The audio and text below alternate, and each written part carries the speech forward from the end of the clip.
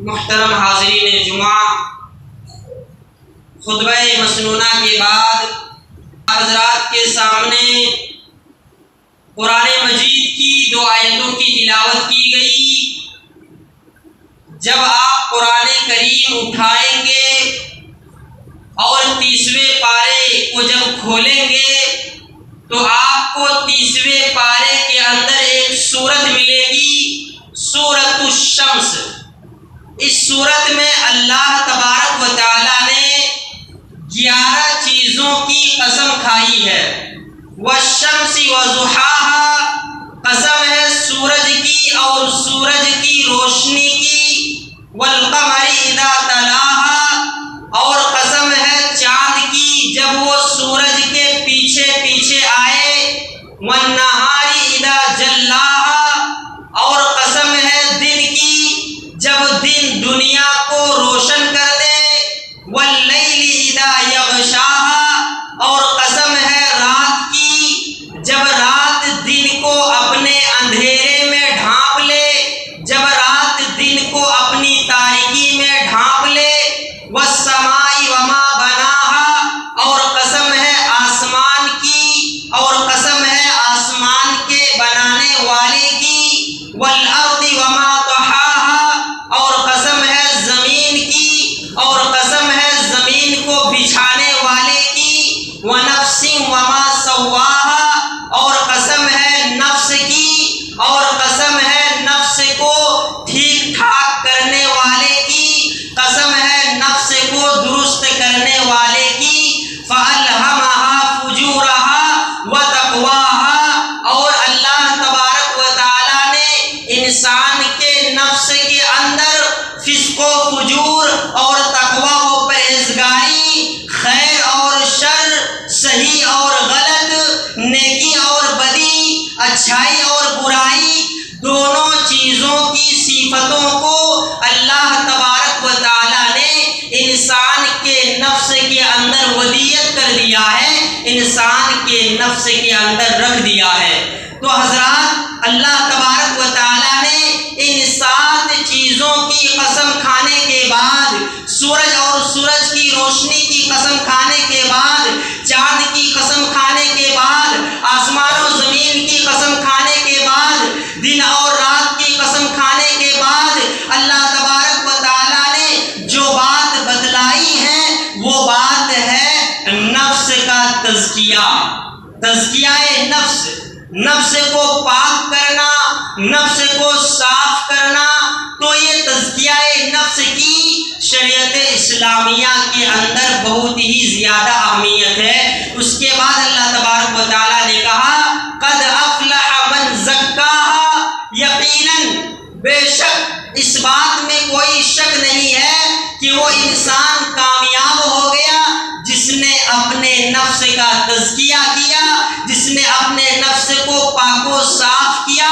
وقد خاب من دساها، اور اس بات میں بھی کوئی شک نہیں ہے کہ وہ شخص ناکام ہو گیا، نامراد ہو گیا، فیل ہو گیا، جس نے اپنے نفس کو پاک نہیں کیا، جس نے اپنے نفس کا تزکیہ نہیں کیا، جس نے اپنے نفس کو گندا کر دیا۔ تو اللہ تبارک و تعالیٰ نے سورہ شمس کے اندر 11 چیزوں کی قسم کھانے کے بعد ہم اور آپ کو یہ بات بتلا رہا ہے کہ اے لوگوں، واقعی معنوں میں اگر کامیاب ہونا چاہتے ہو تو اپنے نفس کا تزکیہ کرو، اپنے نفس کو پاک و صاف کرو۔ حضرات، یہاں پر غور کرنے کی بات یہ ہے کہ ہمارے سامنے 2 چیزیں ہیں۔ ایک تو یہ قرآن مجید کی آیتیں جس میں اللہ تبارک و تعالیٰ نے یہ بات کہی ہے کہ وہ آدمی کامیاب ہو گیا جس آدمی نے اپنے نفس کو پاک کر لیا، اور وہ آدمی ناکام ہو گیا جس نے اپنے نفس کو پاک نہیں کیا، اپنے نفس کو گندا کر دیا۔ اور دوسری طرف ہمارے سامنے یہ بھی چیز ہے کہ آج دنیا کامیاب اس آدمی کو سمجھتی ہے جس کے پاس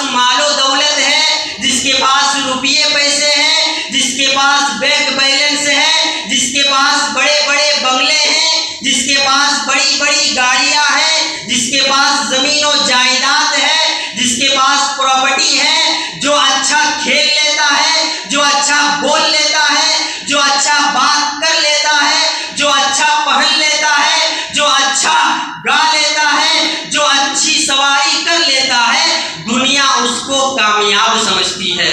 اور اللہ کی نظر میں کامیاب کون ہے؟ جو اپنے نفس کو پاک و صاف کرے۔ اب ہمیں یہ فیصلہ کرنا ہے کہ ہمیں دنیا والوں کی نظر میں کامیاب بننا ہے یا اللہ کی نظر میں کامیاب بننا ہے۔ اگر اللہ کی نظر میں کامیاب بننا ہے تو اللہ تبارک و تعالیٰ نے کامیابی کی جو شرط رکھی ہے، کامیابی کی جو کنڈیشن رکھی ہے کہ کامیاب انسان وہی ہوگا جو اپنے نفس کا تزکیہ کرے گا، جو اپنے نفس کو پاک کرے گا۔ اگر ہم واقعی معنوں میں اللہ رب العالمین کے نزدیک کامیاب ہونا چاہتے ہیں تو ہمیں اپنے نفس کا تزکیہ کرنا ہوگا، اپنے نفس کو پاک و صاف کرنا ہوگا۔ یہاں پر ایک اہم سوال یہ ہے کہ تزکیہ نفس کیا ہے؟ واٹ از تزکیہ؟ تزکیہ کسے کہتے ہیں؟ تزکیہ کا کیا مطلب ہے؟ تزکیہ کا کیا معنی ہے جس پر ہماری اور آپ کی کامیابی کا دار و مدار ہے، جس پر ہماری اور آپ کی کامیابی منحصر ہے، جس پر ہماری اور آپ کی کامیابی کا راز چھپا ہوا ہے؟ آخر یہ تزکیہ نفس کہتے کسے ہیں؟ یہ جو تزکیہ ہے یہ عربی زبان کا لفظ ہے۔ عربی زبان میں تزکیہ کہتے ہیں پاک کرنے کو، صاف کرنے کو، کلین کرنے کو۔ عربی زبان میں کہا جاتا ہے زکیت الثوب، میں نے کپڑے کو پاک و صاف کیا۔ اور اس کا ایک دوسرا معنی ہوتا ہے مال کو بڑھانا۔ جیسے کہا جاتا ہے زکل مالو، کہ مال بڑھ گیا۔ اسی سے زکوٰۃ ہے کہ جب ایک مسلمان اپنے مال کی زکوٰۃ نکالتا ہے تو زکوٰۃ نکالنے سے اس کا مال گھٹتا نہیں ہے بلکہ اس کا مال بڑھتا ہے۔ تو زکوٰۃ کے دو معنی ہوئے، ایک پاک و صاف کرنا اور ایک بڑھنا۔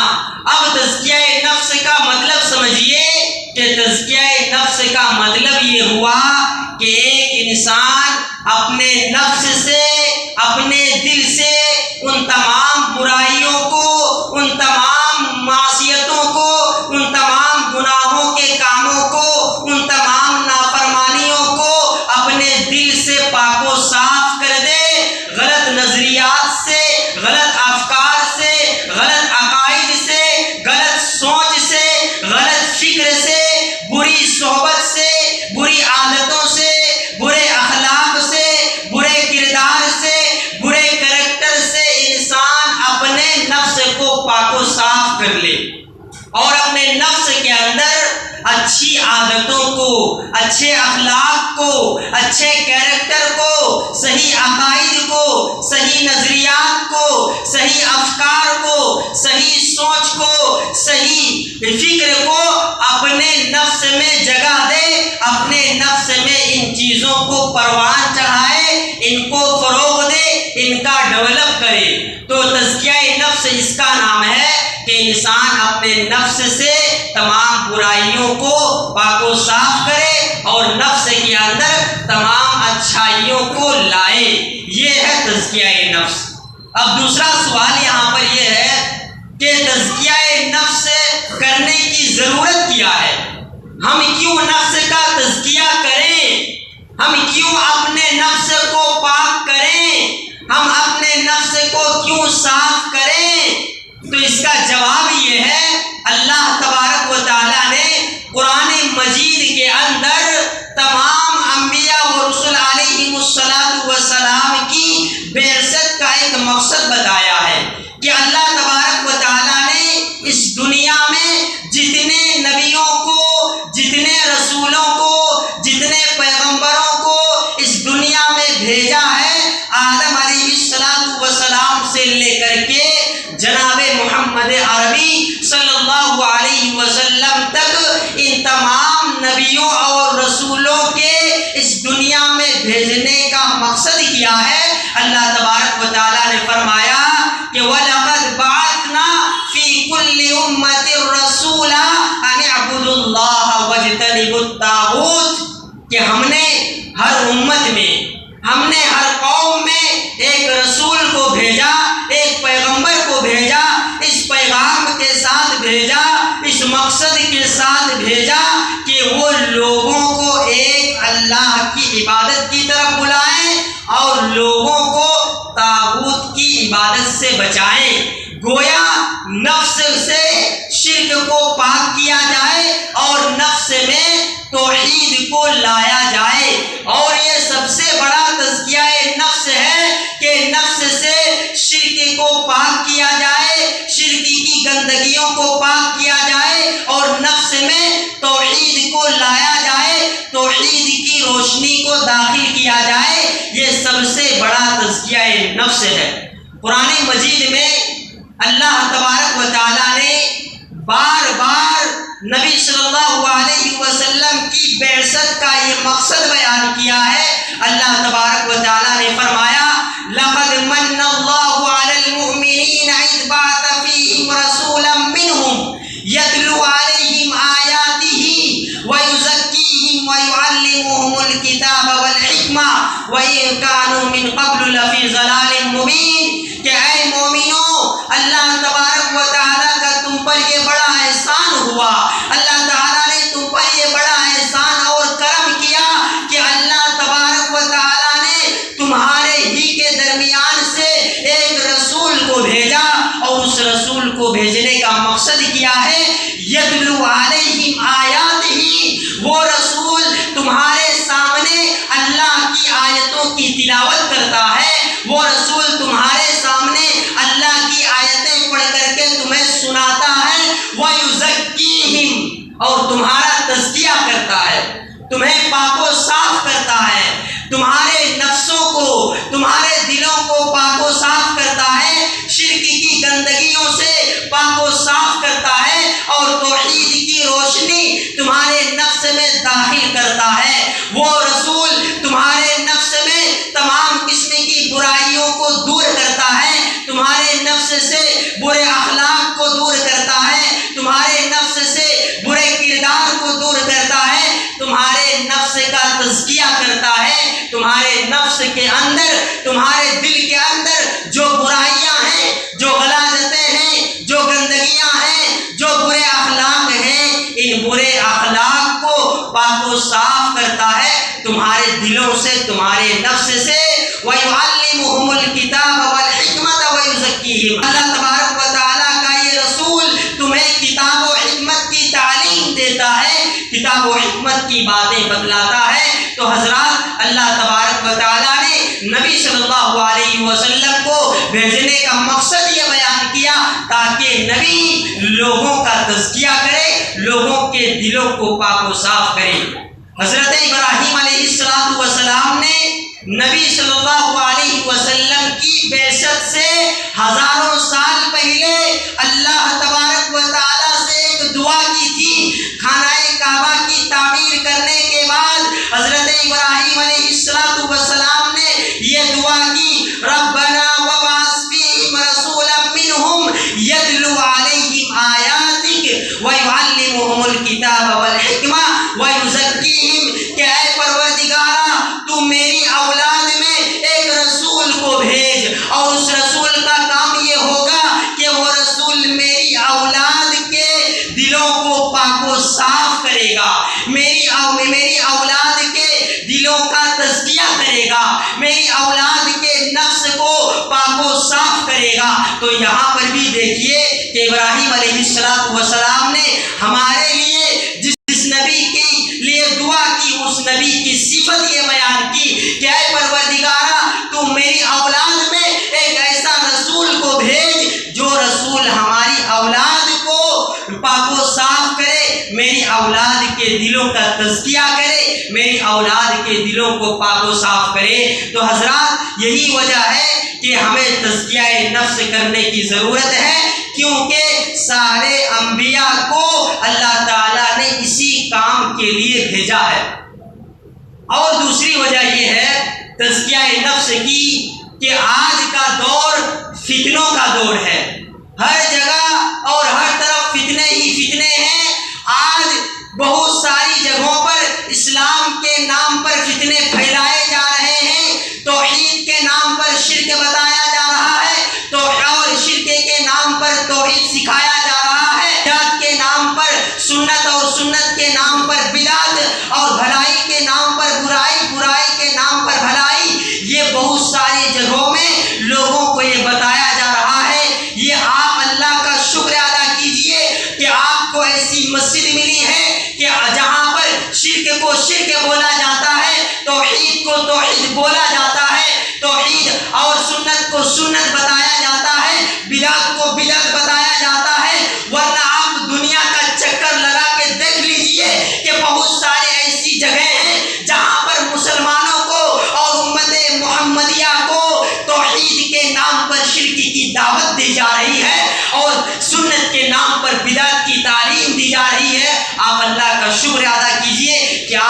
توحید بتانے والے اور شرک بتانے والے آپ کے درمیان موجود ہیں علماء کی شکل میں۔ اسی طرح حضرات نفس کا تزکیہ اس لیے بھی ہے کہ اس وقت کو یاد کرو جب قیامت کے دن یہ تو ٹھیک ہے کہ ایک باپ سے اس کی اولاد کے بارے میں سوال کیا جائے گا کہ تیری اولاد حرام کاری میں مبتلا تھی، تو کیا کر رہا تھا؟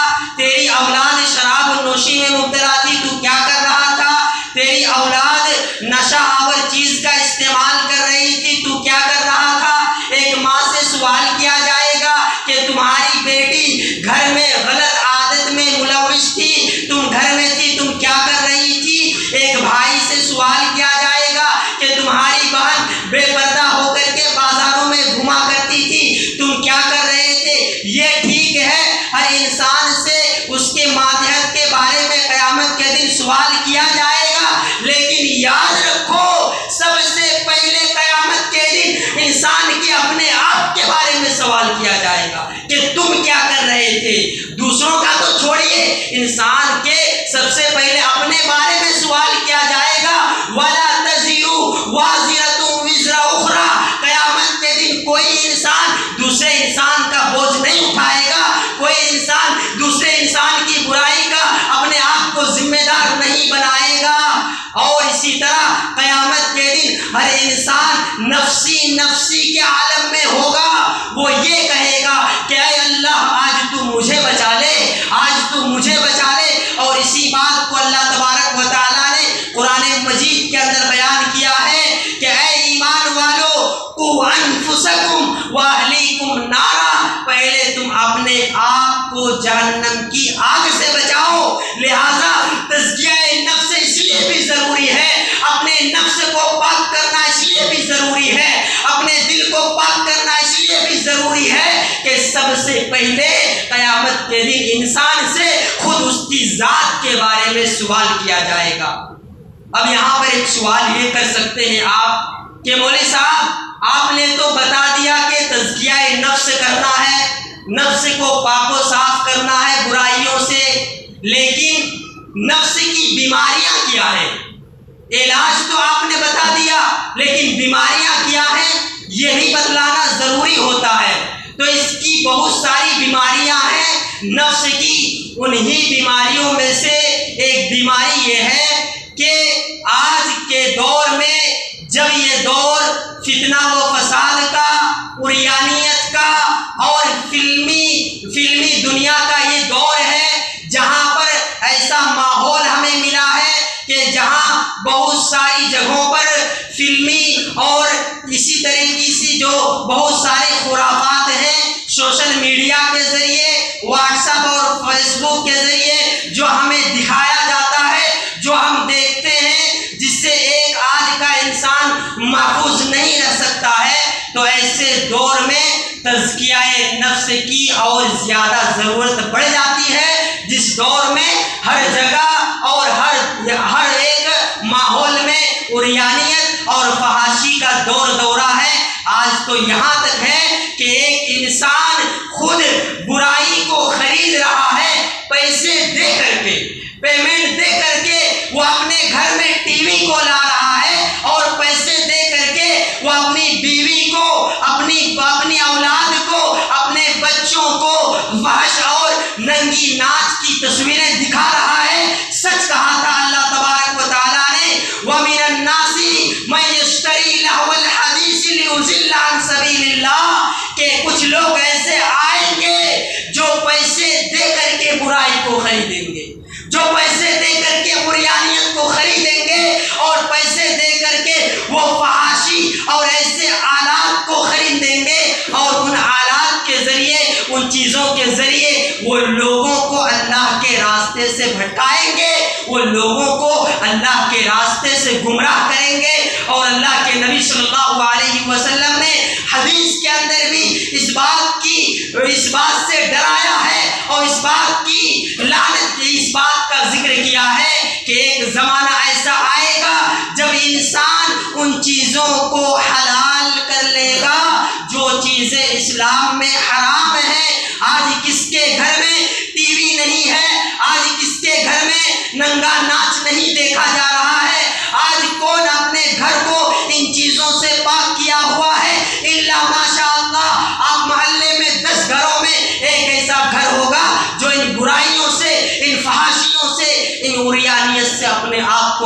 ہوا ہے، ورنہ اللہ کے نبی صلی اللہ علیہ وسلم نے سچ کہا تھا۔ بخاری کی حدیث ہے لَيَكُونَنَّ مِنْ أُمَّتِي أَقْوَامٌ کہ میری امت میں کچھ لوگ ایسے آئیں گے، میری امت میں کچھ لوگ ایسے آئیں گے يَسْتَحِلُّونَ الْحِرَى وَالْحَرِيرَ وَالْخَمْرَ وَالْمَعَازِفَ جو لوگ زناکاری کو حلال کر لیں گے، کچھ لوگ ایسے آئیں گے جو شراب کو حلال کر لیں گے، کچھ لوگ ایسے آئیں گے جو ریشم کو حلال کر لیں گے۔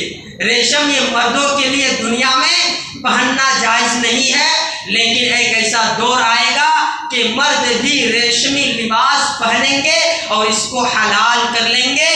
والمعازف اور میوزک کے آلات کو حلال کر لیں گے، گانے سننے کے آلات کو حلال کر لیں گے، گانے بجانے کے ذرائع کو حلال سمجھیں گے۔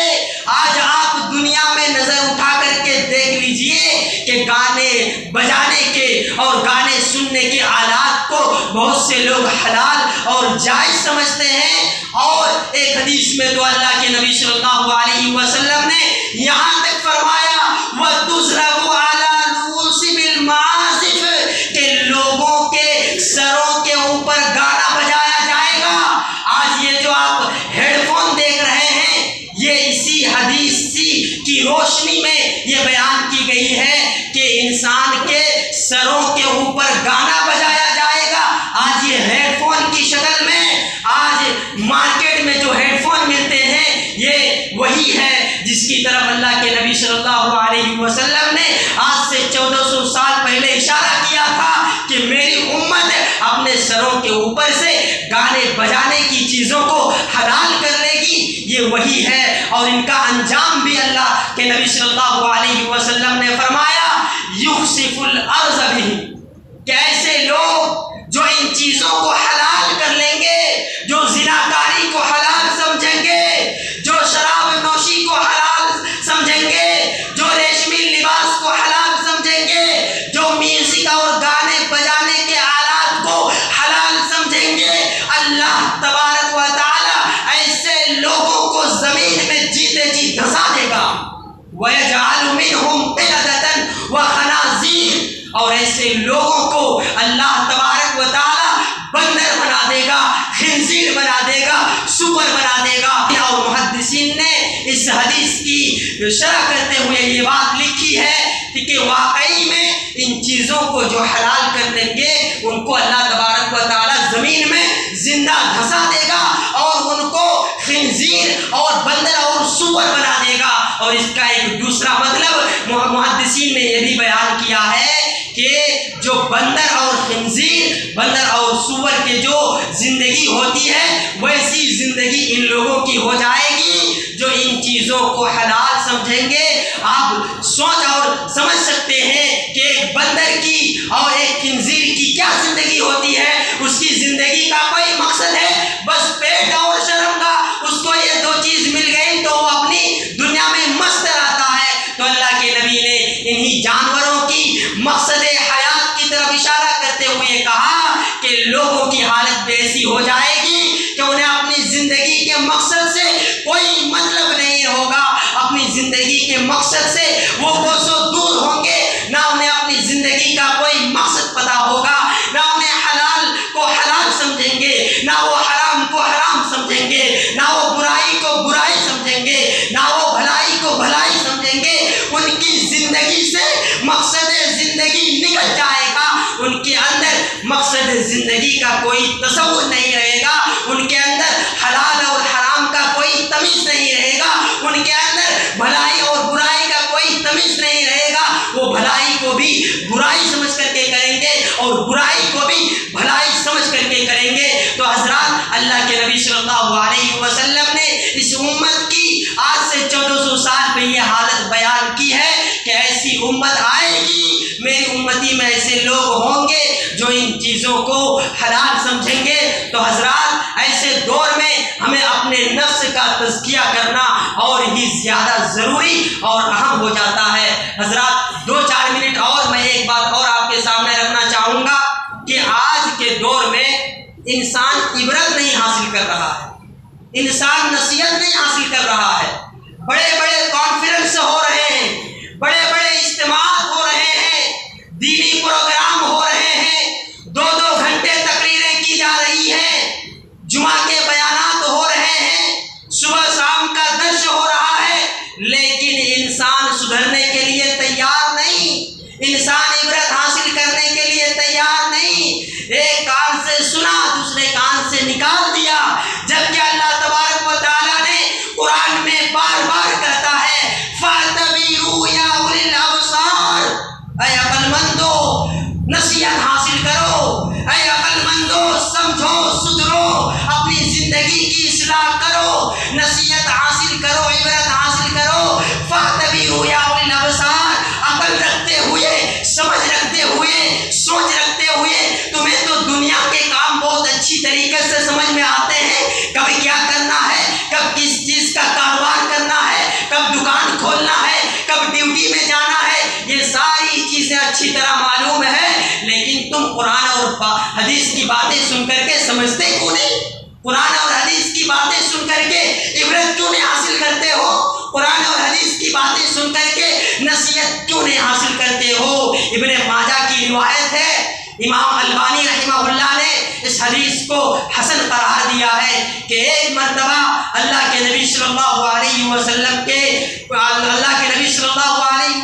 کے زمانے میں اللہ کے نبی صلی اللہ علیہ وسلم کے سامنے سے ایک جنازہ گزرا، اللہ کے نبی صلی اللہ علیہ وسلم اس جنازے میں شامل ہو گئے، اس جنازے میں شامل ہو کر کے آپ قبرستان چلے گئے۔ جب اس جنازے کو قبر میں اتارا گیا، اللہ کے نبی صلی اللہ علیہ وسلم اسی قبر کے قریب میں بیٹھ گئے، صحابہ بھی بیٹھ گئے۔ اتنے میں صحابہ نے کیا دیکھا کہ اللہ کے نبی صلی اللہ علیہ وسلم کے آنکھوں سے آنسو جاری ہے، نبی کریم رو رہے ہیں، امام کائنات کے آنکھوں سے آنسو جاری ہے۔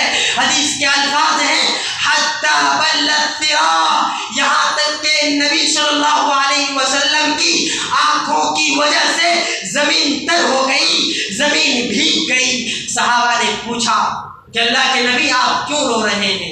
تو اللہ کے نبی صلی اللہ علیہ وسلم نے صحابہ کو نصیحت کرتے ہوئے فرمایا لِمِثْلِ هَذَا فَأَعِدُّوا يَا إِخْوَانِي، اے میرے صحابہ اس قبر کے لیے تیاری کر لو، اس قبر کے لیے تیاری کر لو، یہاں آنے سے پہلے یہاں کی تیاری کر لو۔ جس طرح آج اس جنازے کو قبر میں اتارا جا رہا ہے، کل کے دن تمہارے بھی جنازے کو قبر میں اتارا جائے گا، کل کے دن تمہیں بھی قبرستان میں آنا ہوگا، کل کے دن تمہیں بھی قبر میں دفنایا جائے گا۔ لہٰذا اس جگہ میں آنے سے پہلے اس جگہ کی تیاری کر لو، لوگوں عبرت حاصل کر لو، سدھر جاؤ، سمجھ جاؤ، نصیحت حاصل کر لو۔ 50-60 سال کی زندگی ملی ہے، کب جانے ہماری روح نکل جائے، کب جانے ہماری جان چلی جائے، کب سدھریں گے، کب نصیحت حاصل کریں گے، کل کریں گے، دیکھا جائے گا، کب تک دیکھا جائے گا؟ جب موت آئے گی تب دیکھا جائے گا۔ تو حضرات جیتے جی اپنے نفس کو سدھار لو، اپنے نفس کو پاک کر لو، اپنے نفس کا تزکیہ کر لو، اپنے نفس کو پاک و صاف کر لو، برائیوں سے، گندگیوں سے اپنے آپ کو سدھار لو، نصیحت حاصل کرو، عبرت حاصل کرو۔